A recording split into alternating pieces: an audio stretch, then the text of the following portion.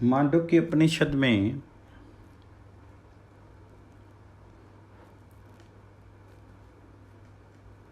अलाद शांति प्रकरण में तुम्हारे मत में यदि फल से हेतु की सिद्धि होती है और हेतु से फल की सिद्धि होती है तो उनमें पहले कौन हुआ जिसकी अपेक्षा से कि दूसरे का आविर्भाव माना जाए। हेतु और फल के कार्य कारण भाव का असंबंधता दोष से निराकरण कर दिया जाने पर भी यदि तुम हेतु और फल की एक दूसरे से सिद्धि मानते हो तो इन हेतु और फलों में से पहले कौन हुआ सो बतलाओ जिसकी पूर्व सिद्धि की अपेक्षा से पीछे होने वाले की सिद्धि मानी जाए। ये इसका तात्पर्य है। और यदि तुम ऐसा मानते हो कि ये नहीं बतलाया जा सकता तो ये अशक्ति, असामर्थ्य, अज्ञान है तथा फिर तो इससे उपयुक्त कर्म का भी विपर्याय हो जाता है, क्योंकि इसके पूर्व अप्रत्व का ज्ञान ना होने से इनमें जो पूर्ववर्ती वह कारण है और पीछे होने वाला कार्य है ऐसा कोई नियम भी नहीं रह सकता। इस प्रकार उन बुद्धिमानों ने सर्था अजाति को ही प्रकाशित किया है। यह अशक्ति तुम्हारा परिज्ञान तत्व का अविवेक अर्थात मूर्ता ही है, अथवा तुमने जो एक दूसरे का पूर्वापर्य रूप ये क्रम बतलाया है कि हेतु से फल की सिद्धि होती है और फल से हेतु की उसका कोप विपर्यास अर्थात अन्यथा भाव हो जाएगा, ऐसा इसका अभिप्राय है। इस प्रकार हेतु और फल का कार्य कारण भाव असंभव होने के कारण एक दूसरे के पक्ष का दोष बतलाने वाली प्रतिपक्षी बुद्धिमानों अथवा पंडितों ने सब की अजाति अनुत्पत्ति ही प्रकाशित की है।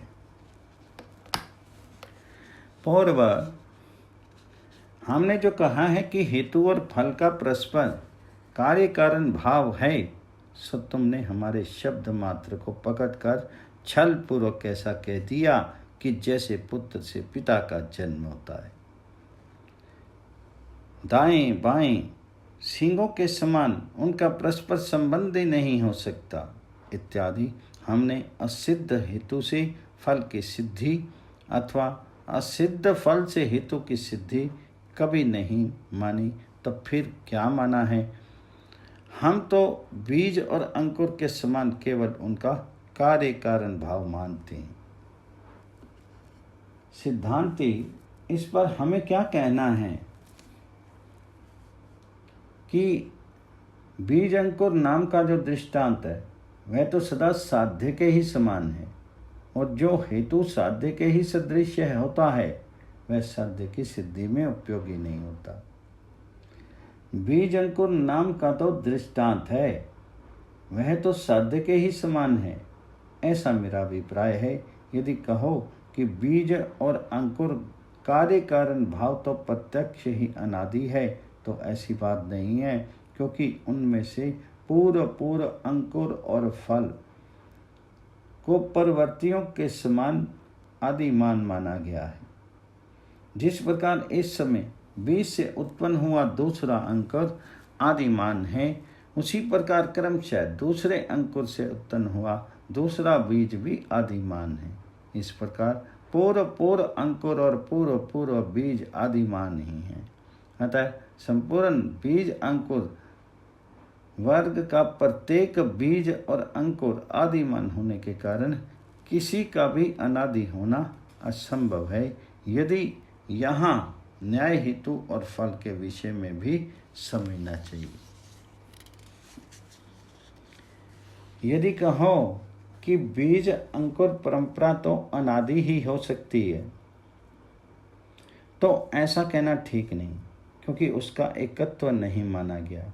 हेतु फल का अनादित्व प्रतिपादन करने वालों ने बीज और अंकुर से भिन्न बीज अंकुर परंपरा अथवा हेतु फल परंपरा नाम का कोई एक स्वतंत्र पदार्थ नहीं माना, अतः वे लोग हेतु और फल का अनादित्व किस प्रकार प्रतिपादन करते हैं। वह कथन बहुत ठीक है। इसके सिवा अनुपत्ति होने के कारण भी हमारा कथन छल नहीं है, ऐसा इसका तात्पर्य है। अभिप्राय ये है कि लोक में परमान कुशल पुरुषों द्वारा साध्य की सिद्धि के लिए साध्य के ही सदृश हेतु का प्रयोग नहीं किया जाता। यहाँ हेतु शब्द का अभिप्राय दृष्टांत है, क्योंकि वह उसी का ज्ञापक है। यहाँ दृष्टांत का ही प्रकरण भी है, हेतु का नहीं।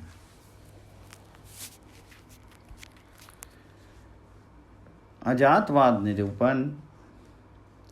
पंडितों ने अजाति को ही किस प्रकार प्रकाशित किया है, इस पर कहते हैं, हेतु और फल के पूर्वापरे का जो अज्ञान है वह अनुत्पत्ति का ही प्रकाशक है, क्योंकि यदि कार्य सचमुच उत्पन्न हुआ होता तो उसका कारण क्यों न ग्रहण किया जाता।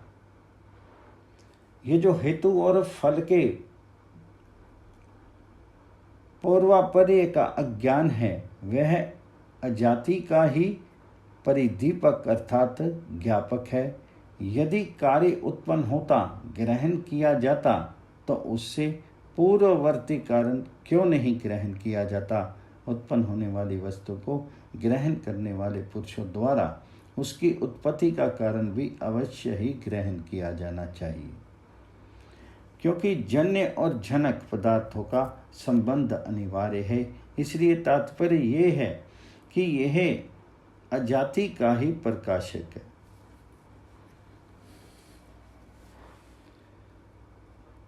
सद सद आदि वादों की अनुत्पत्ति। इसलिए भी कोई वस्तु उत्पन्न नहीं होती, क्योंकि उत्पन्न होने वाली वस्तु स्वतः अथवा परता किसी भी प्रकार कोई वस्तु उत्पन्न नहीं होती, क्योंकि सत असत अथवा सद सत ऐसी कोई भी वस्तु उत्पन्न नहीं होती। अपने से, दूसरे से अथवा दोनों ही से सत असत अथवा सत असत रूप से उत्पन्न नहीं होती। किसी भी प्रकार उसका जन्म होना संभव नहीं है। जिस प्रकार घड़ा उसी घड़े से उत्पन्न नहीं हो सकता, उसी प्रकार कोई भी वस्तु स्वयं अपने अपरिनिष्पन्न अर्थात पूर्णतः तैयार ना हुए स्वरूप से स्वतः ही उत्पन्न नहीं हो सकती, और ना किसी अन्य से ही अन्य की उत्पत्ति हो सकती है। जैसे घट से पट की अथवा पट से पटांतर की, तथा इसी तरह विरोध होने के कारण दोनों से भी किसी की उत्पत्ति नहीं हो सकती। जिस प्रकार की घट और पट, दोनों से घट और पट कोई उत्पन्न नहीं हो सकता। यदि कहो कि मिट्टी से घड़ा उत्पन्न होता है और पिता से पुत्र का जन्म होता है तो ठीक है, परंतु उत्पन्न होता है ऐसा शब्द उसकी प्रतीति मूर्खों की ही हुआ करती है। विवेकी लोग तो उस शब्द और प्रतीति की वे सत्य है अथवा मिथ्या इस प्रकार परीक्षा किया करते हैं, किंतु परीक्षा की जाने पर तो शब्द और उसकी प्रतीति की विषयभूत घट अथवा पुत्र आदि रूप वस्तु केवल शब्द मात्र ही है, जैसा कि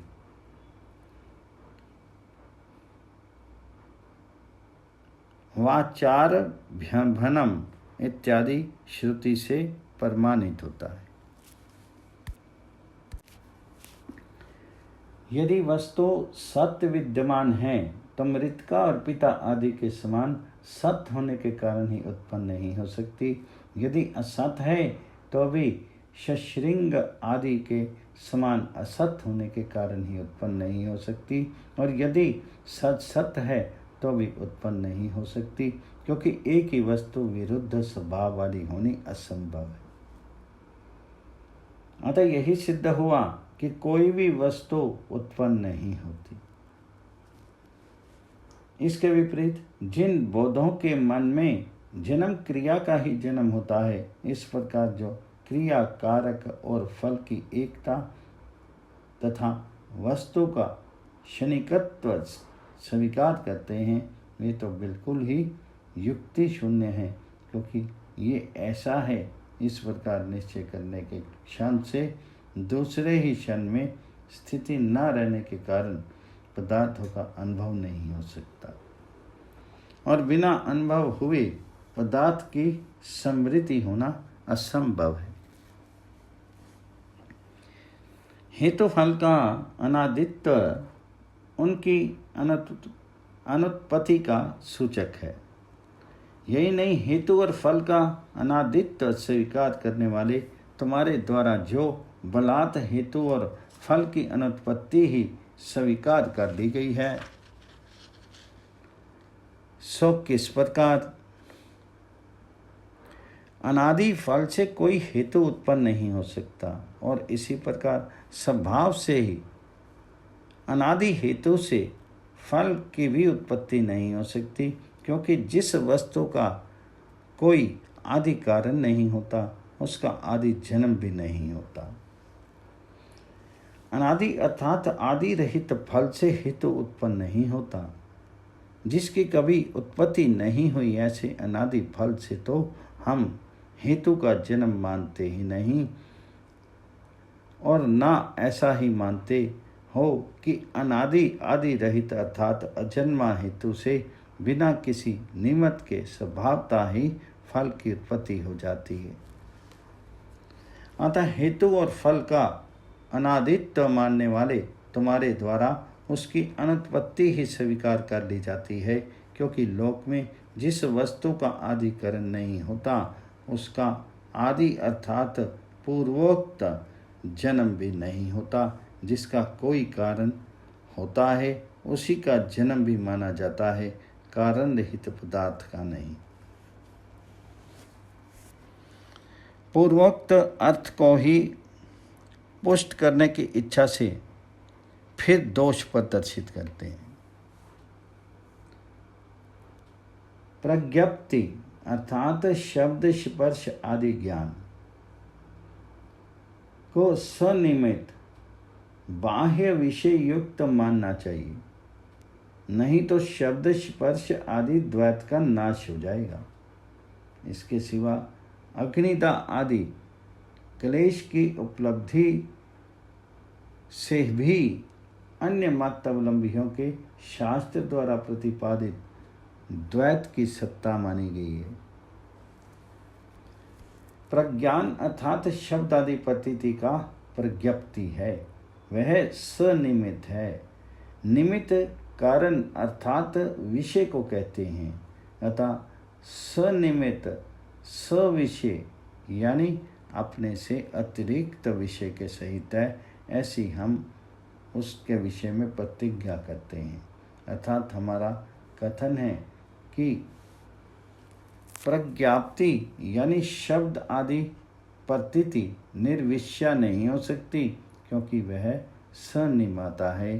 अन्यथा उसे निर्विषय मानने पर तो शब्द स्पर्श एवं नील पीत और लोहित आदि प्रतीति की विचित्र रूप दैत्य का नाश हो जाएगा, अर्थात उसके नाश यानी अभाव का प्रसंग उपस्थित हो जाएगा, और प्रत्यक्ष सिद्ध होने के कारण प्रत्यय वैचित्र्य रूप द्वैत का अभाव है नहीं।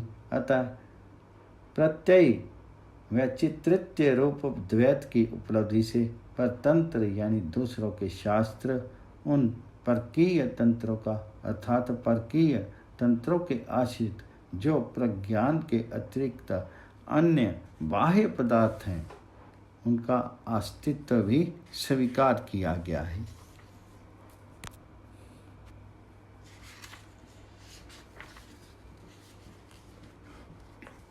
केवल प्रकाश मात्र स्वरूपा प्रज्ञप्ति की यह विचित्रता नील पीत आदि बाह्य आलंबनों की विचित्रता के सिवा केवल स्वभाव भेद से ही होनी संभव नहीं है।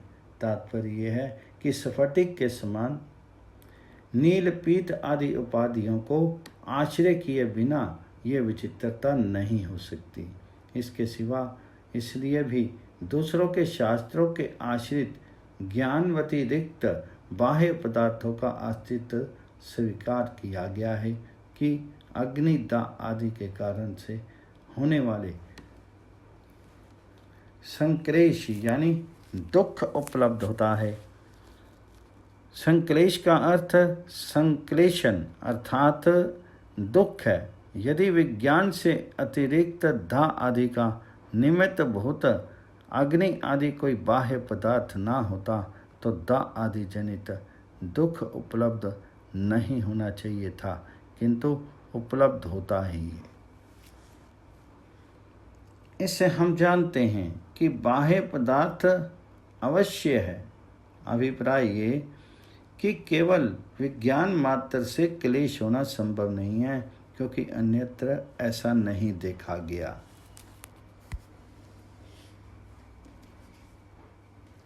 पूर्वोक्त युक्ति के अनुसार प्रज्ञप्ति सविषयत्व स्वीकार करते हो, परंतु तत्व दृष्टि से हम उस विषय का अविषयत्व मानते हैं।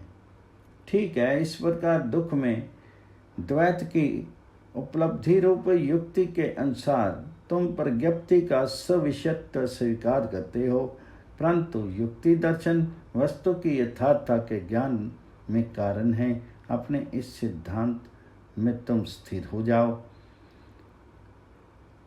बाह्यार्थवादी कहिए उससे क्या आपत्ति होती है। विज्ञानवादी हमारा कथन है कि प्रज्ञप्ति के आश्रय रूप से स्वीकार किए हुए घट आदि विषय का हम अविषयत्व प्रतीति का अनाश्रयत्व अर्थात विचित्रता का अहेतुत्व मानते हैं। कैसे मानते हैं? भूत दृष्टि से अर्थात परमार्थ दृष्टि से। जिस प्रकार अश्व से महिष पृथक है, उस प्रकार मृतिका के यथार्थ स्वरूप का ज्ञान होने पर घट उससे पृथक सिद्ध नहीं होता। इस प्रकार तंतु से पृथक पट और अंशु से पृथक तंतु भी सिद्ध नहीं होते। तात्पर्य यह है कि इस तरह उत्तरोत्तर यथार्थ तत्व को देखते देखते शब्द प्रतीति का निरोध हो जाने पर हम कोई भी विषय नहीं देखते, अथवा यूँ समझो कि जिस प्रकार रज्जु आदि में आरोपित सर्प आदि वस्तुता प्रतीति के आलंबन नहीं है, उसी प्रकार अभूत दर्शन के कारण हम बाह्य पदार्थों की प्रतीति का आलंबन नहीं मानते। भ्रांति दृष्टि के विषय होने के कारण इन निमित्तों का अनिमित्तत्व है, क्योंकि उसका अभाव होने पर इनकी भी उपलब्धि नहीं होती। सोए हुए समाधिस्थ और मुक्त पुरुषों को उनकी भ्रांति दृष्टि का अभाव हो जाने पर आत्मा से अतिरिक्त किसी बाह्य पदार्थ की उपलब्धि नहीं होती। उन्मत्त पुरुष को दिखाई जाने वाली वस्तु उन्माद शून्य मनुष्य को भी यथार्थ नहीं जान पड़ती। इस कथन से द्वैत दर्शन और क्लेश की उपलब्धि दोनों ही का निराकरण किया गया है, क्योंकि बाह्य विषय है ही नहीं। चित्त किसी पदार्थ का स्पर्श नहीं करता और इसी प्रकार न किसी अर्थ आभास का ही ग्रहण करता है, क्योंकि पदार्थ है ही नहीं। इसलिए पदार्थ आभास भी उस चित्त से पृथक नहीं है। चित्त होने के कारण ही स्वप्न चित्त के समान बाह्य आलंबन के विषयभूत किसी पदार्थ को स्पर्श नहीं करता और न अर्थ आभास को ही ग्रहण करता है, क्योंकि उपयुक्त हेतु से ही स्वप्नगत पदार्थों के समान जागृत अवस्था में भी शब्द आदि बाह्य पदार्थ आदि बाह्य पदार्थ हैं, नहीं और ना चित्त से पृथक अर्थभाषी है। घट आदि पदार्थों के समान चित्त ही भासता है, जैसा कि वह स्वप्न में भाषा करता है।